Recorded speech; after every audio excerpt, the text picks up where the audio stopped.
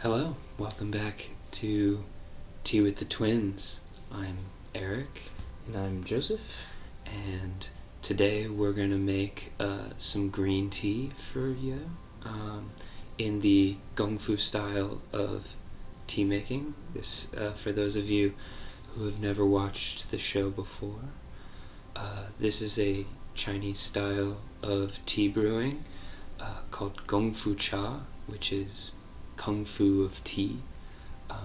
In China, Kung Fu doesn't necessarily have anything to do with fighting. It's simply a philosophy that means skill obtained through mindful practice. So it means doing something so repetitively, so often, and observing what you're doing, experimenting, trying things out, and doing this enough times to where you no longer have to think about it. It just becomes internalized skill, and that is Gung Fu. A good analogy would be like driving. You can listen to music and talk with your friends while you're piloting a vehicle, and usually most people can carry on a couple of activities while still driving safely. But this is only because they've been driving for many years, every day, and have become so expert at it. So, today we're going to make a tea from the Sichuan province of China.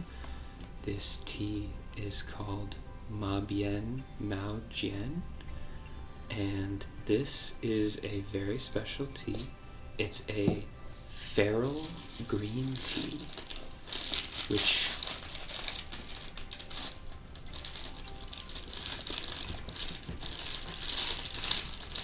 Makes a nice sound. Just want to show you some of the dry leaves.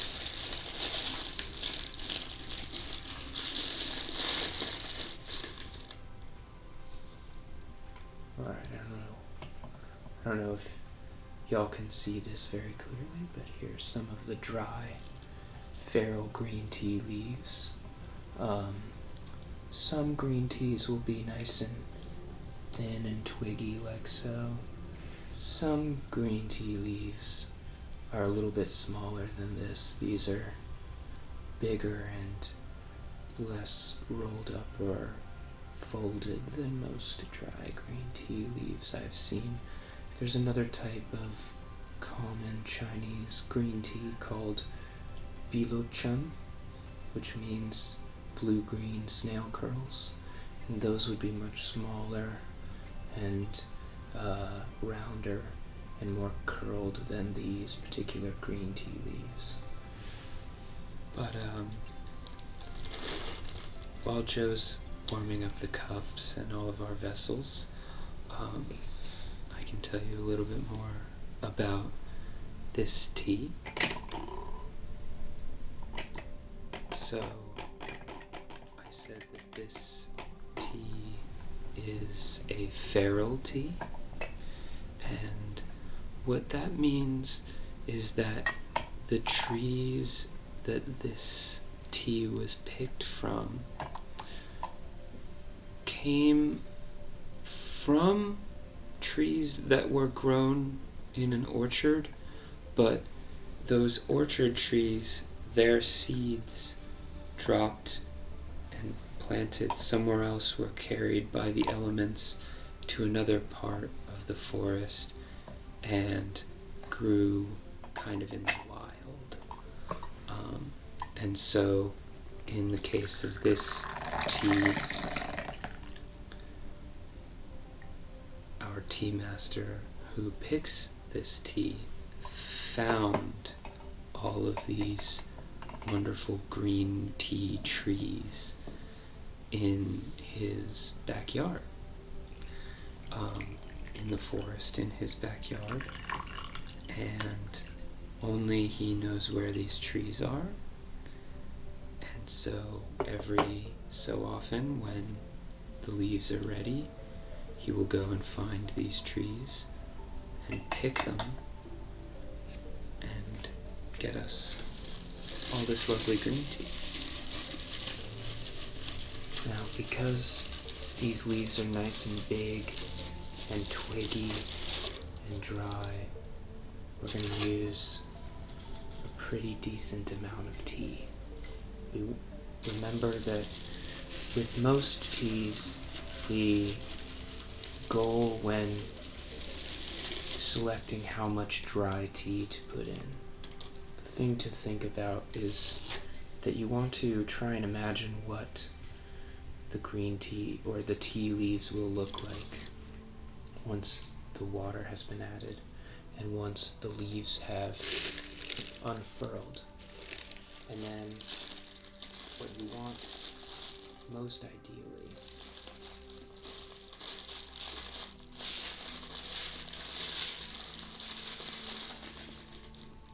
is for the wet, unfurled tea leaves to be gently pressing on the underside of the lid of the gaiwan. Now, most green teas you would want to steep several degrees below a boiling temperature. Green tea releases flavor very quickly, and lots of green teas can be very temperamental. I'm gonna rinse and heat up the cups here.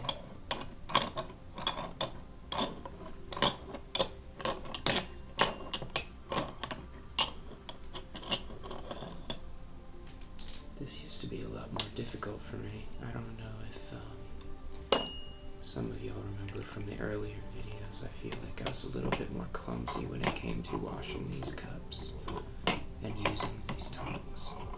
But it's been a little while, and we've had some time to practice.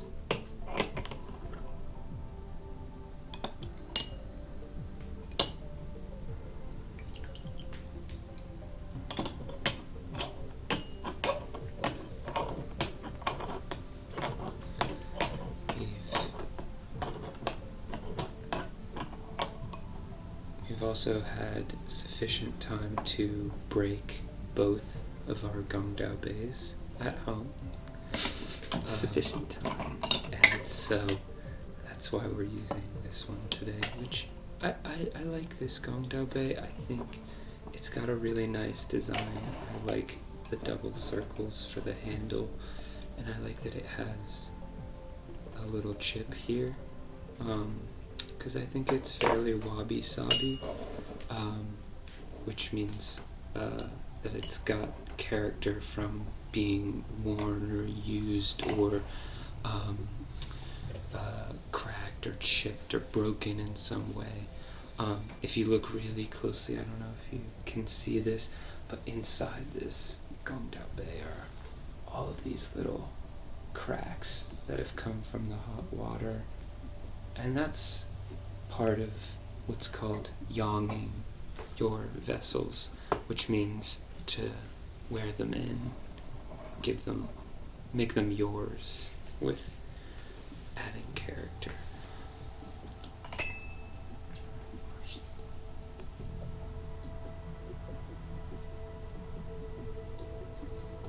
Now, usually with green tea, you would want to steep the tea a little bit below boiling, because green tea releases its flavors very quickly, and it can become bitter very easily. Yes, bitter and astringent very quickly if you steep it for too long or steep it with too hot of water. And so, but this particular green tea, the Bian Mao Jian, is a little bit more resilient. You can steep it around 206 degrees Fahrenheit, which I guess would be about 96, 97 degrees Celsius. And that's pretty hot for a green tea. Usually you would steep a green tea somewhere around 180 or 190, especially if you're making it in a big pot. But if it's fresh and higher quality, it can sometimes take a little hotter temperatures without getting too bitter. Give a little green tea to Luna here. We named our tea turtles Artemis and Luna because we're big fans of Sailor Moon. I haven't started watching the new Crystal one yet. No, I haven't watched the new one yet. Is it good? Only a matter of time. I feel like I remember seeing some ads for that and thinking they had made... My first impression was that they had made the Sailor Scouts much thinner, which I wasn't as much of a fan of.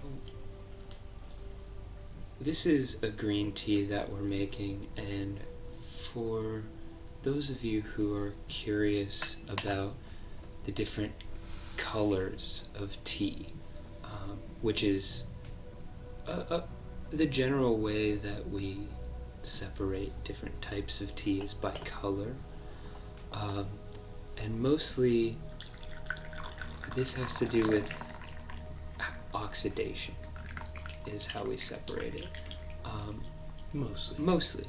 There are some other factors. So green tea is the most basic form of tea.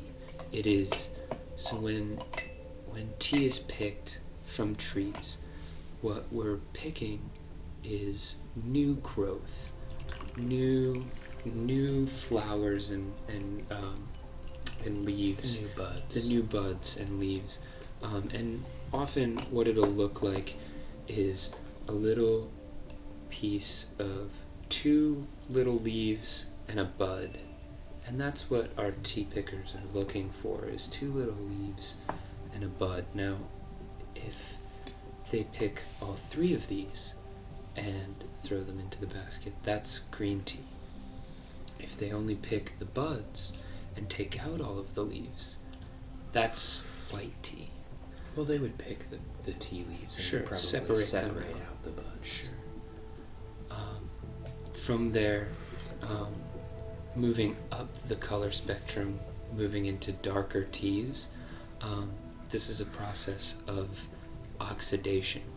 And what oxidation is it's the same process that turns like apples after you've bitten them. It turns them like a brown color.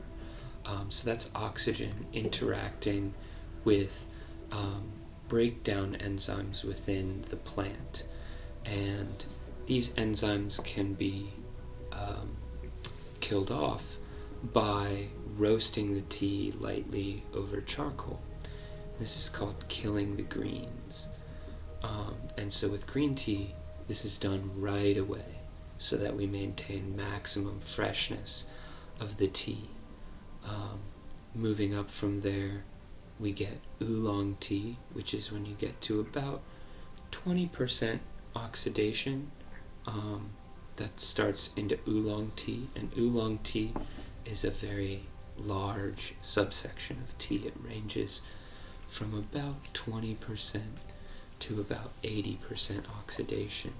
And so you'll have a number of different kinds of oolong tea within there, ranging from lighter jade oolongs to very dark caramely or charcoaly oolongs that, especially in the darker ones, are often also roasted. Mm-hmm. And then at the top end of the spectrum, we have what's called red tea. In America, we would call this black tea, so like Lipton black tea. That's in China what would be called red tea, and this is 80% to 100% what's called fully oxidized tea. And then there's also another kind of tea called pu'er tea, which is not determined is not defined as much by its level of oxidation. It is more, tea becomes pu'er tea because of the way it is processed, namely that it is partially decomposed, kind of in a method similar to compost, which is as a way to speed age the tea. It allows the tea to age, not unlike wine, and get better as the years go on. And that type of tea, pu'er, is a regional name, like champagne is a regional name. That means Or that tequila. wine has come from Champagne in France. Tequila. So pu'er is a regional name for a larger subsection of tea by color called hei cha, which means black tea. And so in China, black tea is not the same black tea that we know. But today we're making green tea. Which is a good tea to make during the springtime. Spring and summer. It's got a very cool, light chi. It's fresh. It's thirst quenching. It's very nice. Yeah.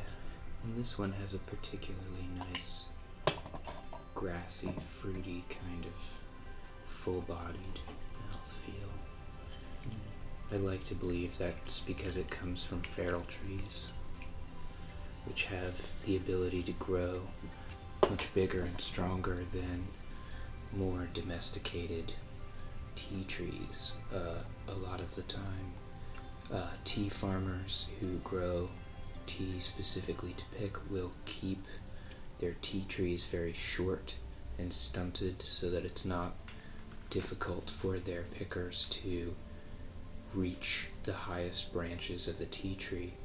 However, this tea comes from feral trees, which are no longer domesticated. They are let to grow as they would in the wild. Well, they are in the wild. They are in the wild. They are not wild trees. They did not come. They were not propagated by another wild tree. They were originally propagated by an orchard tree, which is why they're called feral trees. But I imagine this tree is much bigger than any of the tea trees you would find on a typical tea farm.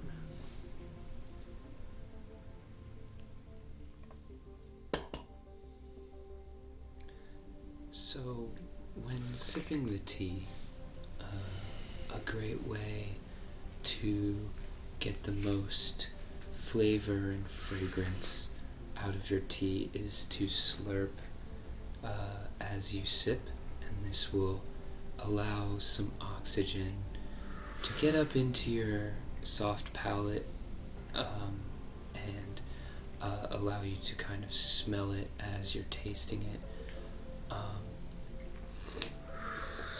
And then as you finish swallowing, breathe out through your nose, and this will again launch some of those fragrances up into your nose, which will give you both the fragrance aspect and the kind of more tongue and mouth tastes of the tea. It's also nice to smell the empty cup once you're done drinking your tea. I find it interesting how sometimes the scent left on the cup is very surprising and very different from the scent of the tea. This green tea is it's a very springy and fruity kind of green tea. But the remaining scent on the cup is a little bit sweeter, like burnt sugar or caramel.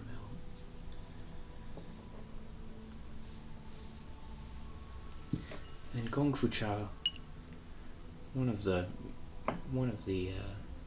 important aspects of Gongfu Cha is not just about the skill of making the tea, although that is the main point of it.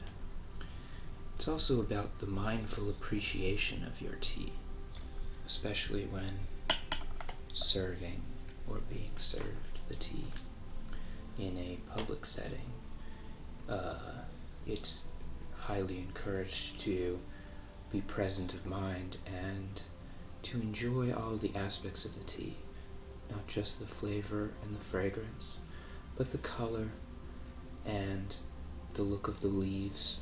Perhaps after this steeping, I'll show you one of the wet leaves so that you can see what the shape of the leaf is now that it's unfurled.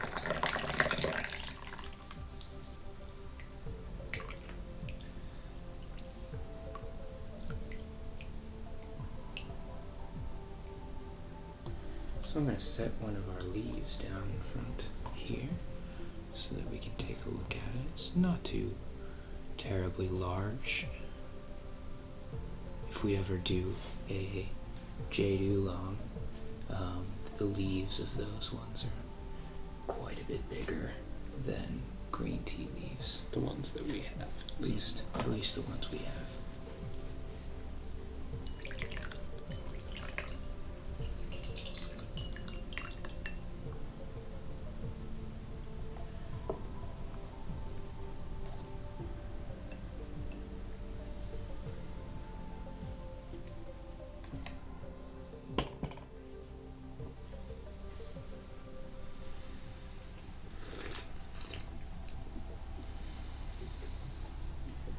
This one's a little light. I may adjust the steeping time to be a little longer next time.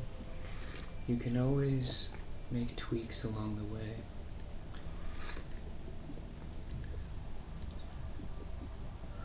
Yeah, making tea is very up to your preference. Everybody makes tea a little differently, and that's totally okay.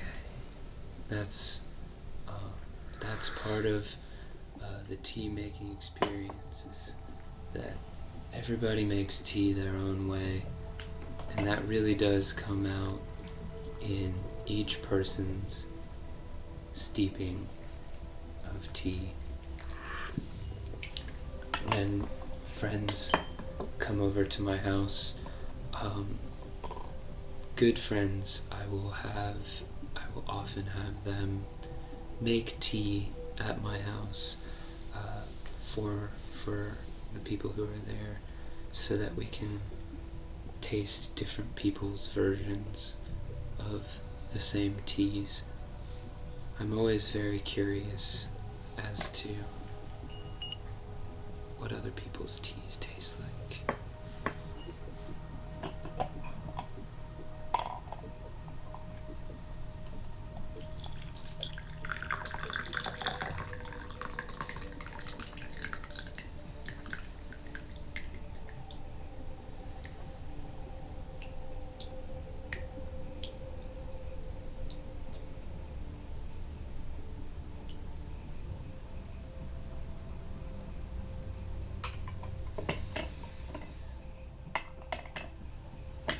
Leaves have really unfurled and are really filling up that gaiwan. I always like to seek a very balanced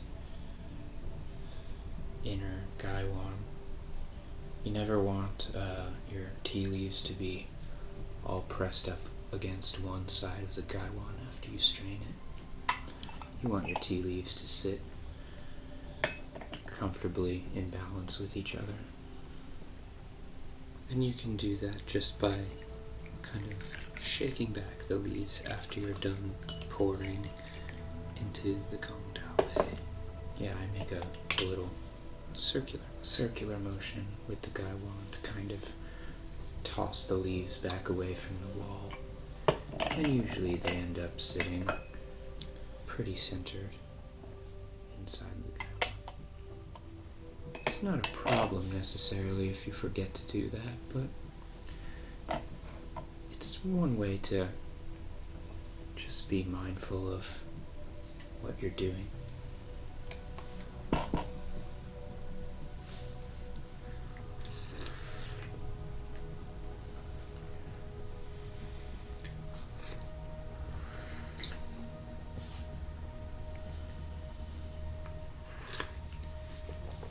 It's really good, Joe. Thanks, yeah. A lot of that initial very fruity and juicy fragrance that we had earlier is kind of tapered off by now.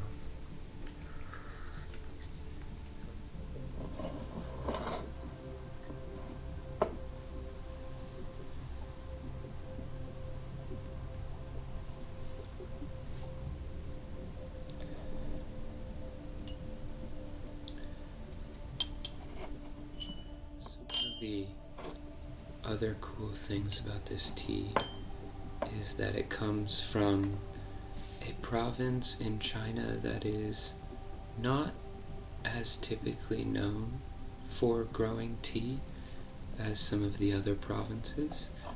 This tea comes from Sichuan province, which is in West China, in the north part of West China, the central north.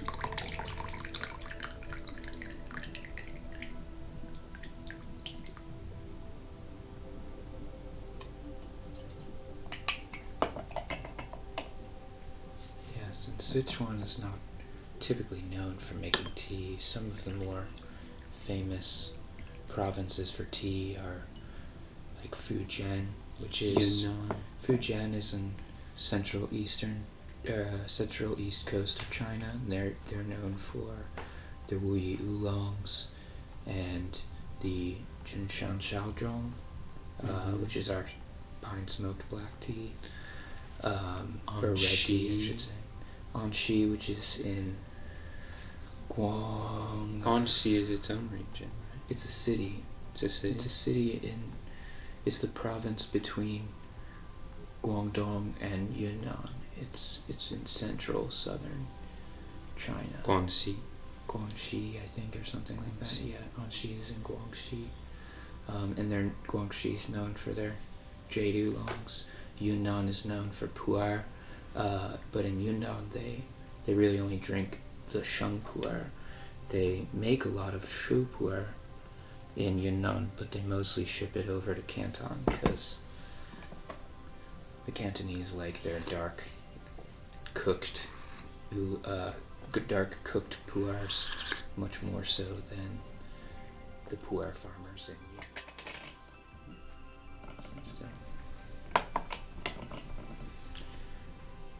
And then Taiwan is also very well known for jade oolongs. and Guangdong or Canton has the Phoenix Mountains there, which are another famous mountain range for growing tea. And that region is also where Gongfu Cha comes from. Yep. But Sichuan is not typically known for its tea. It's known for its spicy food. And probably other things. But I haven't been there. But it's cool that we get to enjoy a tea from a new region of China. I think there are other teas that come from central and northern China, but the climate up there is not as conducive to making tea as it is in the south of China. And this will probably steep for a decent amount of time. I'm all out of water in this pitcher, so I think I'm going to go heat a little bit more up, maybe make one or two more steepings. Cool.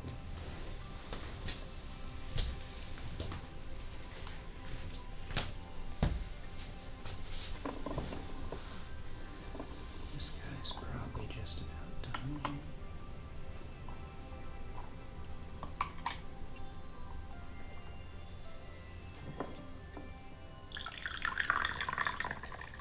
I always try to be mindful of the small amount of water that sits in the saucer and has not been steeping in tea. Try not to let any of that drip into my gongdaobe, my pitcher, because that would dilute the tea.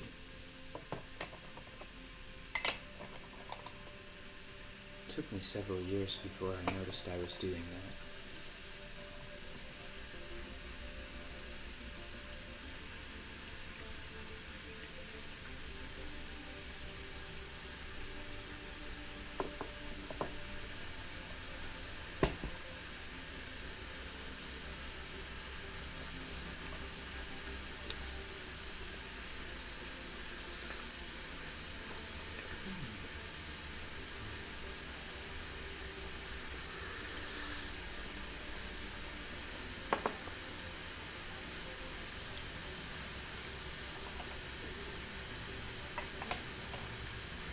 much fragrance left on the cup in these later steepings.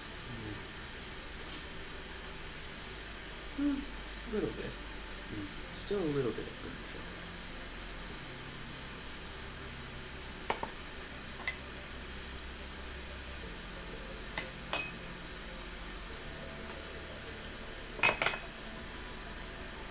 Smelling your tea or the lid of your gaiwan are both good ways to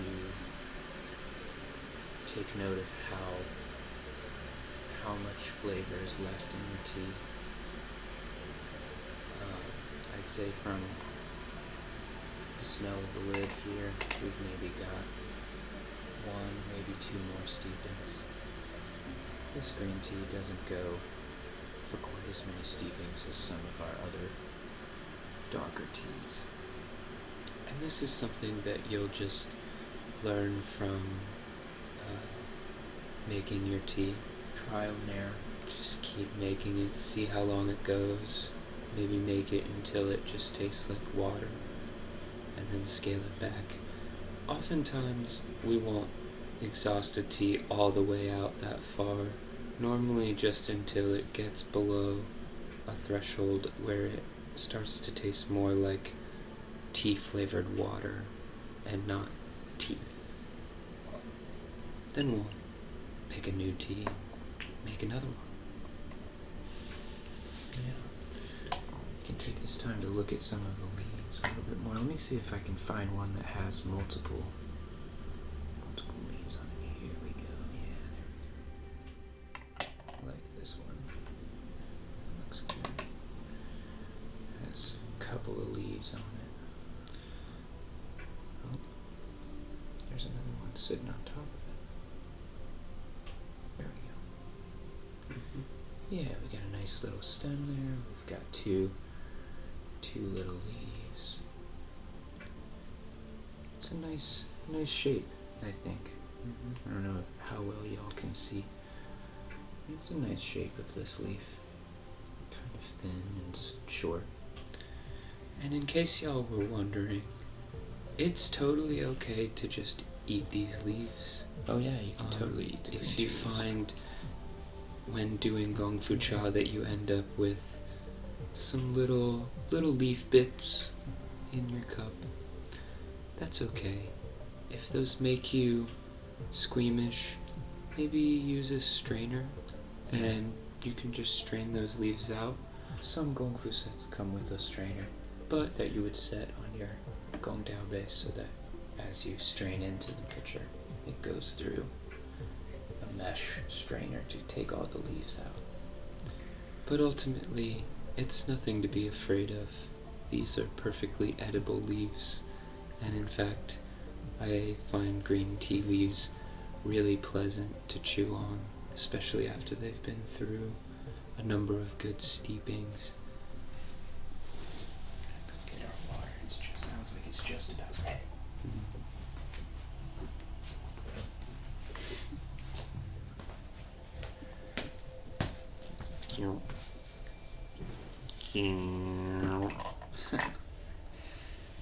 Now that we're later on in the steepings, I want to try and coax a little bit more flavor out, so I'm going to use boiling water. We'll see. It might crush the flavor a little bit, but we'll see. Since we're later on in steepings, I'm not too worried. I think this tea can handle it. Yeah, it's a feral tea. It's strong tea. It's half animal. It is. But yeah, this last steeping will probably have to steep for a good minute and 20. Usually you start out with 4 to 6 second steepings, and after maybe the second or third steeping you start adding 10 seconds to each successive steeping. And this will allow you to achieve a similar consistency of flavor with each successive steeping.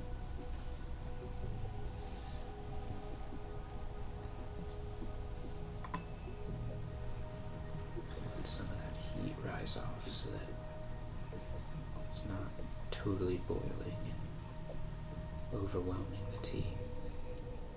Some people like to move their tea around a little bit.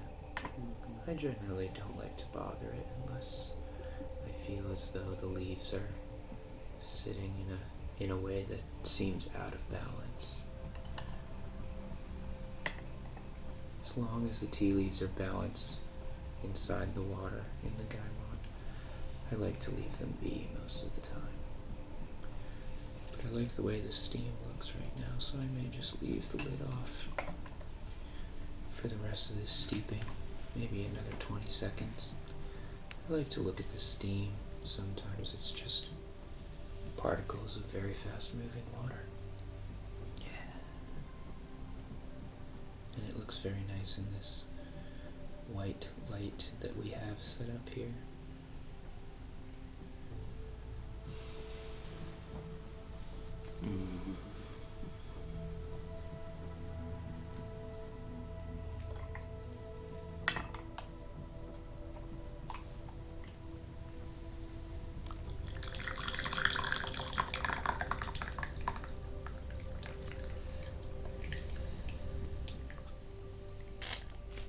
Oh, that was cool. That sounded awesome. How did we do that? Just water on the candle? That was pretty sweet. Yeah, the liquor is quite a bit more transparent now than it was at the beginning of this steeping.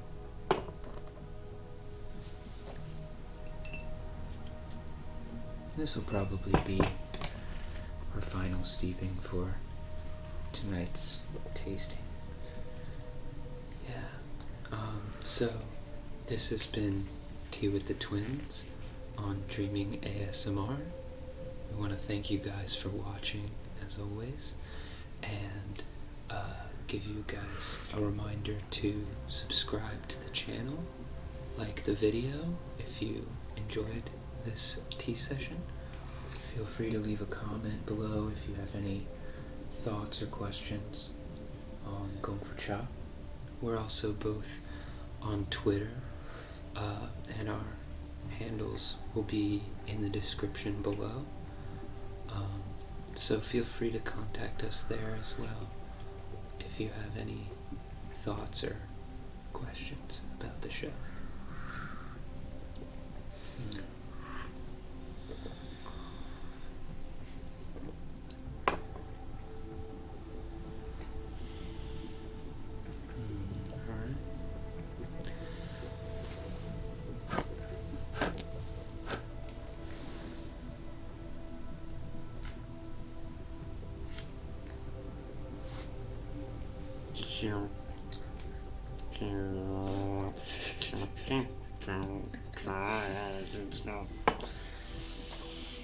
Science